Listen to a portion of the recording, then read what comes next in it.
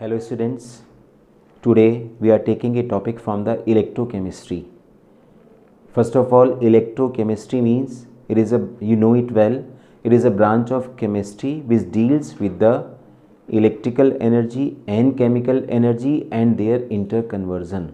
This is a topic from electrochemistry, and here we are taking a topic called electrochemical cell.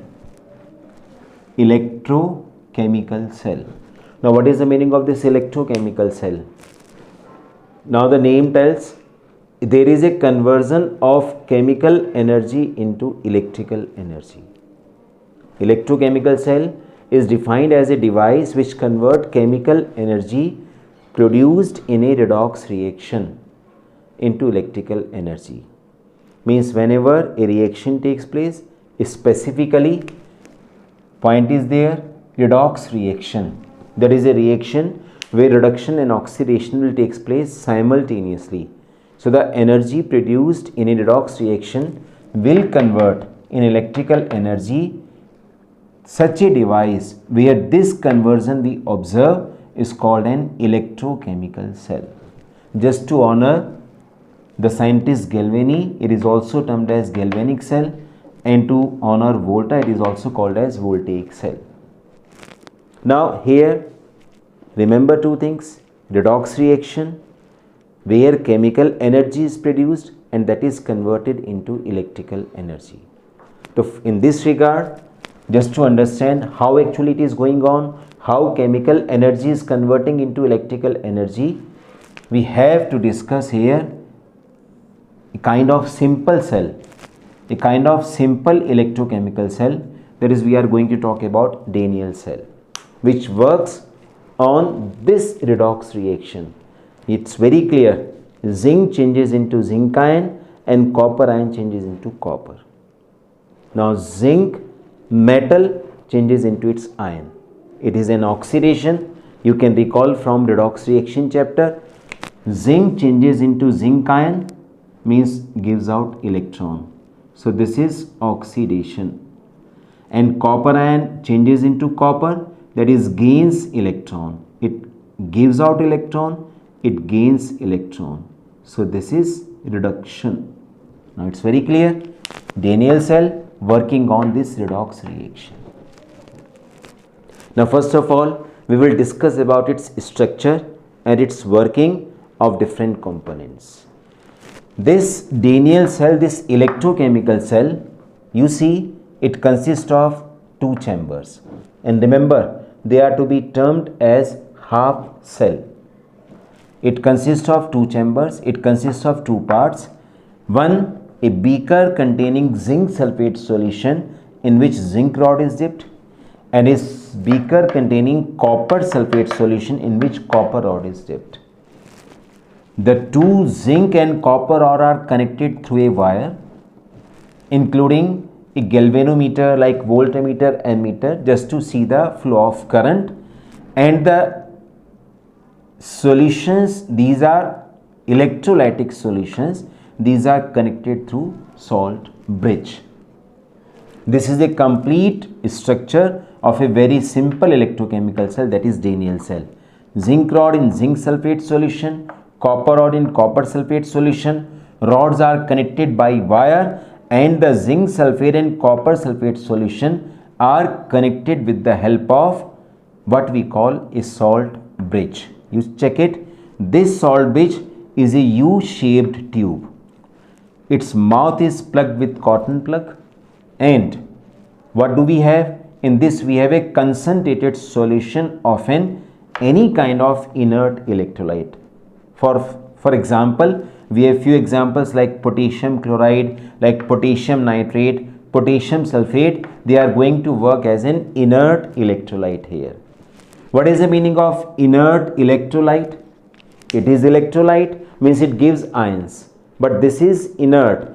Inert means this electrolyte does not interfere in the reaction of these two half cells. What the reactions are taking place? They have nothing to take with that. They are not going to interfere with the reactions which are taking place in this cell. So these are two half cells. Now what reactions do we observe?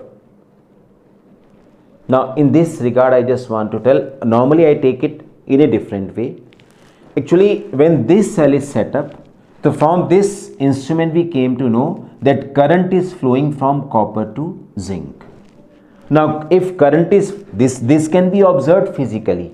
Now what is actually going on chemically, that I will let you know, but point is there, why we have to share these reactions are taking place. We have to share because practically it is observed that current flows from copper to zinc rod. Now if current flows from copper to zinc rod, my dear, we all know through wire. Why current flows? Because of flow of electrons. And by convention, I think we all know that direction of current is the opposite to the direction of flow of electrons. Means if current seems to flow from copper rod to zinc rod, so definitely electron is traveling from zinc rod to copper rod. Am I clear? Current flowing from copper to zinc rod, so electron is flowing from zinc to copper rod. Now if electron is flowing from zinc to copper rod, so it means that in this compartment where zinc rod is dipped into zinc sulfate solution, a process is going on, a process of loss of electron is going on. It means that here this is zinc rod, it releases electrons and zinc ion move to the solution. Zinc rod gives out, I repeat, zinc rod gives out electron and zinc release of electron means it oxidizes and zinc ion move to the solution. It means that there is on this rod for a time being electron get collected here because they have to flow in a row. So for the time being when this process is going on at this zinc rod, electron get collected for some time, and that's why this zinc rod gets the negative charge. And it's very clear from here, it gets the negative charge. Now it's clear, I mention it as anode. Now you will ask me, okay sir, normally we studied anode has the positive charge. So in chemical language, in the language of chemistry, whatsoever kind of cell you study about electrochemical cell or you study about electrolytic cell, make sure we call that metal rod as anode where oxidation takes place. Every time you should remember, anode is that metal rod where oxidation is going on. And then why it gets the negative charge? Because electron get accumulated here. Now electron travels from zinc rod to copper rod. Now no doubt according to difference in the reactivity, what do we find? Here we observe these from this copper sulfate solution, copper ions, because of their less reactivity, they have tendency or they tend to approach towards the copper rod. Now electron travel from zinc to copper rod. From the copper sulfate solution, copper ion move to the copper rod, and here the copper ion accepts electrons. Means electron travel from zinc to copper rod and copper ion accepts electron. It neutralizes itself. Copper ion accept electron, neutralizes itself and changes into copper, and that's why copper get deposited on the copper rod. This is the process which is going on actually. What practically we observed, that current flows from copper to zinc. To explain it, how we explained, that zinc undergoes oxidation, releases electron, it goes to copper rod. From the solution, copper sulfate solution, copper ion move to the rod, accepts electron. This is the process which is going on. Now point is there, it's very clear. You were having zinc sulfate solution. Here you were having copper sulfate solution. Now listen, in this zinc sulfate solution, we were having equal amount of zinc ion and sulfate ions. Zinc ions and sulfate ions. So we were having equal amount of zinc and sulfate ions, and when we were having equal amount of zinc and sulfate ion, it was neutral.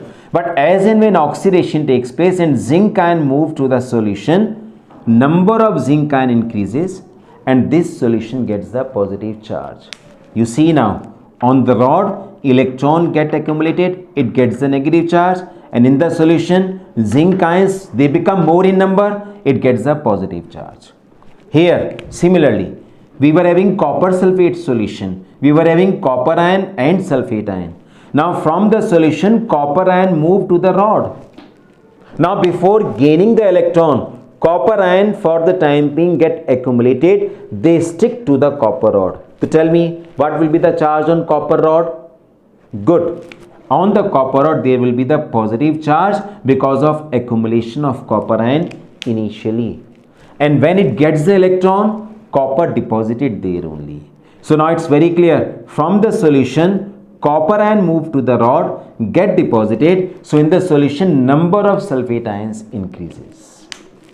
Now since on the copper rod, there is gain of electron and you got the copper. So this is called reduction and we call it as cathode. See, it gets the positive charge. Why this rod gets the positive charge? Because of accumulation of copper ion. And why do we call it as cathode? Not because of positive charge, but because of process. So remember, in chemical language, in chemistry language, anode where oxidation takes place, cathode where reduction takes place. Now it's very clear. These are the important facts regarding this, and it is very clear from here also. Zinc ion move to the solution. You check it now. This is called anode half cell. And this copper, it is called cathode half cell. What are the important changes going on? Zinc changes into zinc ion, oxidation is going on. Now, when zinc ion moves to the solution gets the positive charge, and because of electron accumulated, rod gets the negative charge. And one more thing, when from zinc rod, zinc ion move to the solution, the size of zinc rod also decreases. Make it sure. And similarly, when this process is actually going on, so copper ion move to the rod. Here, copper ion accepts electron from copper. It deposits there only. So on the, or you can say because of this deposition of copper, the size of copper rod increases. Size of copper rod become larger. So here size of zinc rod decreases, here the size of copper rod increases. What ions become more in solution? Good. Sulfate ions become more in solution. So sulfate ions are more in solution and size of copper rod increases, and as a result we call it as cathode half cell and we call it as anode half cell. And make sure here electron travels from zinc to copper and current travels from copper to zinc. Now a simple question you can ask, okay, sir, how the circuit will be completed? You did not tell, because this is the flow of electron only. It will also get completed. For this only we have taken the salt bridge here. We have introduced the salt bridge here. And when we are talking about this salt bridge is consisting of inert electrolyte. What is the function of this? Come on, tell me. Which ions are more in number? Sulfate ions. So from this rod or from this electrolyte, positive ion will move to this solution to neutralize it. Second, what are more ions in number? Correct. Zinc ions are more in number. So from this electrolyte, negative ion will move to the solution. So here positive ion neutralizes the sulfate ion, and here negative ion neutralizes the positive ion, that is zinc ion. So when the ions move, circuit is completed. The first function of salt bridge, that it completes the circuit. Secondly, this solution get the positive charge, but because of ion it get neutralized, because of negative ion from electrolyte it got neutralized. Similarly, this solution got the negative ion, more negative ion, from the positive ion it get neutralized. So what does it mean? It neutralizes the two half cells also. These are the two major functions of salt bridge. First, it completes the circuit by the flow of ions, and second, it neutralizes both the half cell. Here by negative ion, here by positive ion. But just to add on, they have two important functions also. Salt bridge, no doubt, stops the intermixing of these two electrolytic solutions. It doesn't allow to intermix these two electrolytic solutions. And secondly, one more thing, it prevents the, this is a new term for you, it prevents the liquid-liquid junction potential to be set up between these two solutions. These are the four important functions of this salt bridge. Now you can ask, sir, what is this liquid-liquid junction potential? So remember, liquid-liquid junction potential means when the two solutions, by first the salt bridge does not allow these two electrolytic solutions to come in contact, but still further what it do, if the two solutions of different concentration they come in contact, so in these two solutions ion moves with different speeds, and when the ions move it develops potential in the two solutions, and this is called liquid-liquid. And because it takes place at the junction of two liquids, let us consider this is let us consider this is one half cell, this is another half cell, two solutions with different concentration. You find this is the junction layer of these two solutions. This is called liquid-liquid junction layer, and here a potential difference is developed. This is called liquid-liquid junction potential. So it prevents this is the work of, we can say, salt bridge to prevent this liquid-liquid junction potential. Now you can ask me a question, okay sir, okay, zinc releases electron, fine, copper ion gains electron and they travel through the wire also, but a big question is there, okay, what makes these electrons to move? A very big question is there. Okay, why? Okay, fine, it releases electron, it moves here. What makes this electron to move? Remember, copper ion also tend to move there because they are going to get these electrons. So here, to understand this, okay, what makes this electron to move? We have a concept of electrode potential. Remember, whenever a metal rod is dipped into its ions, this is metal rod, copper rod dipped into its copper sulfate solution, that is copper rod dipped into its copper ion.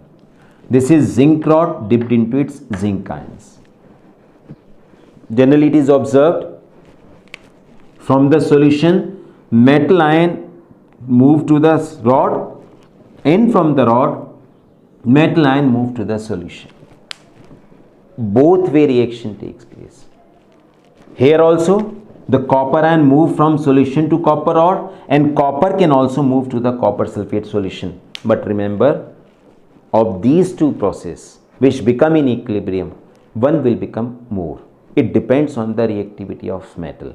And in this regard, what do we find? When zinc rod is dipped into zinc sulfate solution, here the zinc has more tendency to move to the zinc ion. Means zinc has more tendency to release electrons. And here the copper has more tendency to move from copper sulfate solution to copper rod. Here copper ion receives 2 electrons to form copper. Now when here from this zinc rod, zinc ion move to the solution, you see this process is going on, means on the rod electron or negative charge get collected. So rod gets the negative charge, and since zinc ion move to the solution, the solution gets the positive charge. Again rod gets the negative charge and solution get the positive charge. Two opposite charge fields are in contact, and we know it develops a kind of potential. And what we call, since it is a kind of oxidation process, so the potential developed is called as an oxidation potential.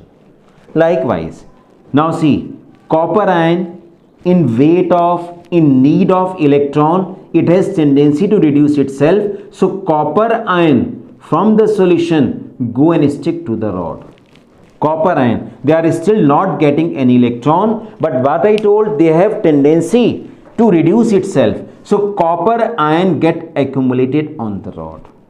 Here zinc ion move to the solution, here copper ion move to the rod and get attached to the copper rod. So copper rod, when on the copper rod, copper ion get collected, copper rod gets the positive charge, And what ions are left in the solution? Sulfate ions. So this solution gets the negative charge. Again, two opposite electric charge fields are developed, and this also causes the development of potential. This is called reduction potential because copper prefers reduction process.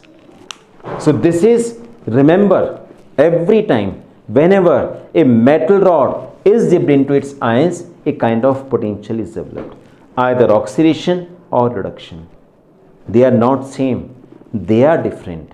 So for today, in short, I just want to tell you, since in two half cells, in one oxidation process takes place, oxidation potential will develop. Here reduction takes place, the reduction potential will develop. They will be different, and because of these difference of potential, electron travel from one end to another end. Am I clear? I repeat, because of difference in these potentials, every time it will develop. Because of this difference in potential, electron will travel.